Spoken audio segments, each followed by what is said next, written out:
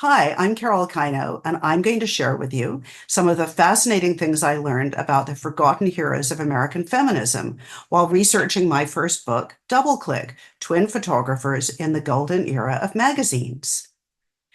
The book is about twins who got out of art school in 1941 and became photographers in New York City just before America entered the Second World War.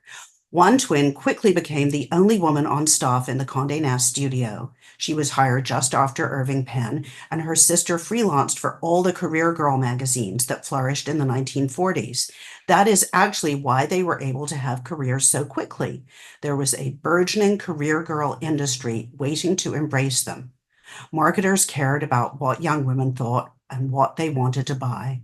And before the war began, there were already three magazines competing for this market: Mademoiselle, Glamour, and Charm. So the first big cliche about the war, that women only started working when the men went overseas to fight, turned out not to be entirely accurate. To find out more about it, I paged through hundreds of these magazines. Since they're about women, they are not digitized, and I learned fascinating things about women's lives then. They were not so different to our own. Women juggled work and marriage. They dealt with divorce and blended families.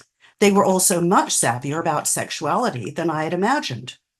During this time, women also created and popularized the body-conscious, active styles we wear today, things like separates, knits, opaques, and ballet flats, and the image of the active woman running, jumping, playing sports, piloting planes. The people who took these pictures were also often women.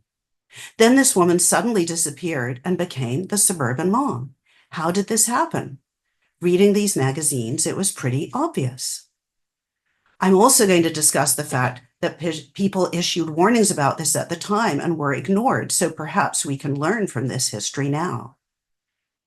I will also share pictures as well as some fascinating treasures from my book, like an essay by F. Scott Fitzgerald's daughter, Scotty, which was published in an early issue of Mademoiselle, in which she talks about being a child of the Depression and complains about her wasteful jazz-age parents, which sounds like it could have been written by some Gen Xer complaining about the terrible baby boomers.